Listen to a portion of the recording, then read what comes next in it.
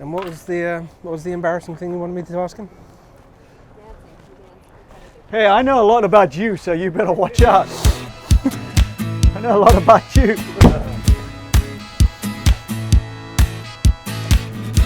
And we're back between Yetis for our third MHG experience with. How many times have you been on the show? I think twice. Is it twice? Yeah, twice. You've done a live show. In fact, you probably are the most experienced interviewee on Between Two Yetis. Pretty much. Yeah, we did one with Aaron and myself. Yeah. And then with the Yeti itself. So 3. This is my 4th one. You've done the Holy Trinity. Yeah. There aren't many who can say that. Well, I try. It's Clayton Swart. Swart. Yeah. Swart. Has it got a Z on the end? No, that's it's not. I'm South African, so it's no Z on the end. Yeah. Z. Yeah. So yeah, you're South African. So how you worked on boats? That's right. Yeah, that's right. And that's where you met your wife. Yep. And then you moved to America. Yep. Had a kid. And then got off boats and had a kid, and now I did the full thing. I was a broker, and now I'm in insurance business. That's right, because I met you when you were a yacht broker. Yeah, at Waika. And you were terrible at that, weren't you? Yeah, pretty much. Yeah, pretty much. It was a recession. Sorry. It was a recession. There were excuses. Hey, I'm a good sales guy. I can make up excuses, yeah? Yeah, so what brought you to insurance? Well, that's a good question. I think when I got off boats, I worked for the Sachs Group, and the Sachs Group was in the same building as the MHG. And what's the Sachs Group?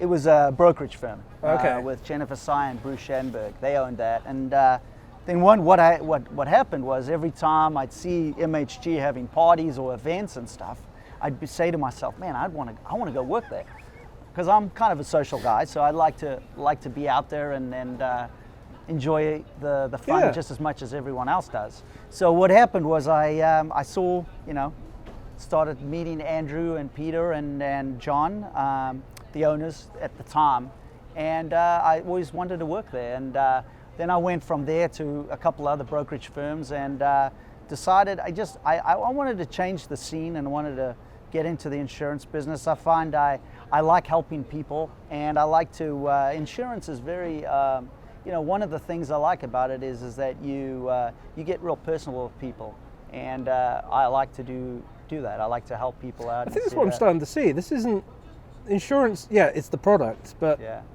it's kind of like the results of the dance.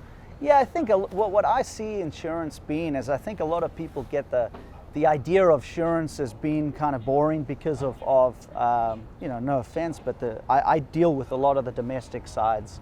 That's bigger companies, the insurance. We're not the typical insurance company, and I think that's what I like about it. I didn't have an insurance background coming into it. I certainly am not that cookie cutter insurance broker, and I think that's what we are good at. I mean, what I love about MHG is we have so many different nationalities, and it's very similar to a boat. When I was on a boat, you'd get on a 150-foot boat, there'd be 7 nationalities. Yep. Well, we pretty much have that at MHG, and it's really neat to see how we're really a family. I mean, we get on, How many are there of you in the office? That's a good question. It's like 23, 24 people. We've got different offices in, Isle of Man. We've got a Hamburg, and then we have. And you've been there how long? 7 years, going on 8 years. 7 years. So this actually is forming a career for you. Yeah, I mean, I really, it was, Because you are very good at it. I mean, yacht brokerage aside, you've really formed this into an art form. Every time we see you at a show and an event, you are working. Yeah. And the way you work is very soft and it's very light, but it's clearly working. Yeah, I think that's one thing I've always done since I started at MHG. MHG, what I like about them is that we're not the typical salespeople that walk the docks and knock on hulls and force our products on people. Personally, myself, I mean, I'm the type of person you get to know it, you form a relationship, you know what I do, and if you really need the insurance, we're all there to support you. And what's great about me is yes, I'm there at all the events, and most of we're a lot around the boat shows. But I have such a big backing at the office from, we have a great marketing team that pushes our products. We have the commercial side, we have the domestic side. I mean, I can go on and on. There's not too many of our competitors that can say that they have a whole big team at the office. And that's what I love about one of the things I love too is that I don't have to worry about follow-ups or getting quotes out. I get quotes within minutes.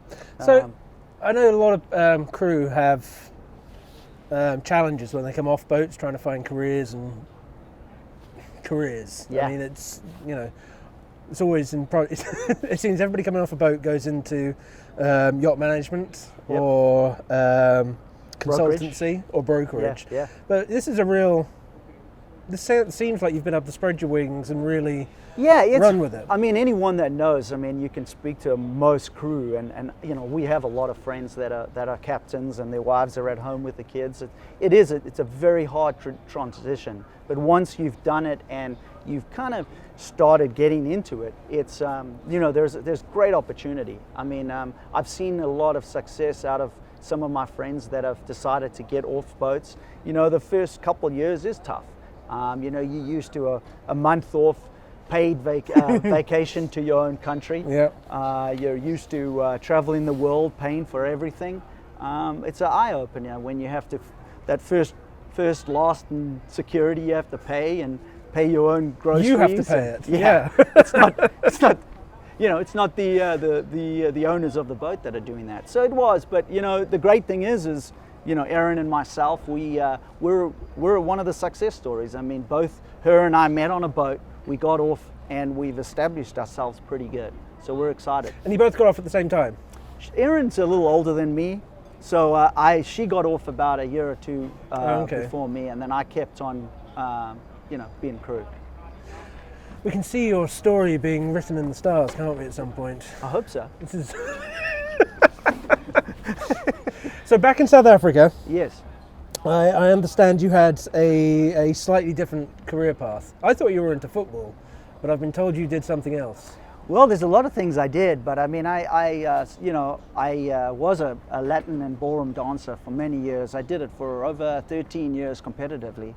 You did it competitively? Yeah, pretty much. I was like third or fourth in Natal, where I'm from. You're losing the posture. That's it. Well, I'm kind of trying to be like you, I'm just a hunchback nowadays. Yeah. Wow. So, yeah, and what's so funny, I mean, if anyone knows, I played a lot of rugby myself. So I went from the rugby field with grazers and that to a ballet room. To a Latin American is different. I mean, that's the cha-cha, jive, foxtrot, waltz, all that kind of stuff. So. Come on then. Well, what do you want? I can't do anything. Well, let me see what you This can is my do. salsa. Yeah, why don't you just sit down? I'm so uncoordinated, it's unreal. Well, actually, that's, I was too. It was the greatest thing my mom ever did. I was like 10 years old. A dance instructor came to our school and said, anyone wants to do dancing? And all my friends and I were like, nah. And it was the best thing I did. But it gave you discipline, I imagine. Well, I get discipline and confidence. I mean, I have a lot of confidence in, just being around people, or, growing up, I never had a fear to go and ask girls to dance or stuff like that. And it brings up the courage when I was younger. And, and then when I danced competitively, I was out in front of a lot of people with judges watching every step. So it kind of helped me with talking in front of people. So it was kind of one of the stepping stones. I used to do ballet too, terribly. But the ballet instructor built like a brick. Yeah. I mean, so strong. Well, it helped me. I can tell. I mean, I was really good at athletics. I mean, I have a lot of energy, so it was great. My parents put me in every single sport you can imagine. So it was really good to get out there and do some sport. So. Yeah. Cool. So you've got some very interesting stories about what's happened to people whilst they're away. The Bubba Burger story is possibly one of my favourites. Yeah, I have a lot. I mean, it's some Under of HIPAA those, law, you're not allowed to tell us any. Yeah, that was a good story. I mean, I think there's a lot of people out there that would tell that story about Antigua and, Mama Burgers, eating some bad burgers, which I still eat them to this day because they're pretty good. But I'm insured, But so you're I know insured. I'm covered. No, I think, there's so many stories. And, just like Lyle said in the last interview, I think it's, we're very fortunate to have insurance and be working at an insurance company, so we have great coverage. But I can't imagine people, unfortunately, that don't have it. And the sad thing, I hear so much. I mean, for every dollar someone says it, I'd be pretty wealthy. If someone said I'm young, I'm fit, I have no issues, so I don't need health insurance. Well, as you know, when you're younger, you want to do the extreme things. When you get older, you don't. And that's not even calling on if the pre-existings or any other conditions that come up. But I think that's one of the things that there are different stories I can tell. So, yeah. And who's your favourite team member? Team member? Yeah. Who do you really like at MHG? Well, that's a good question. I can't really say it right now because there's a couple of them here, so everyone is my friend. No, the thing is my passion. I think the thing is my passion is marketing, and I love the marketing team at MHG. I mean, they really do. As salespeople, we need collateral. We need stuff that can help us sell, and Jeremy and Melissa. And you're about to go through a whole new rebrand, aren't you? So I'm excited about that. You're going to have the velocity of all that behind you as well. So. Yeah, I think it's time. I mean, I think we're going on 30 years, and I think it's time for us to kind of do some revamp. And there's other companies out there, and I think competition is good, and I think it keeps us on our toes, and we're there ready for it. Cool. Yeah.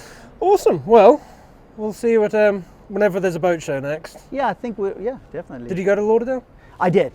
I think we're hopefully going to be at another boat show soon. I'm looking forward to everything coming back to some kind of normalcy. Yeah.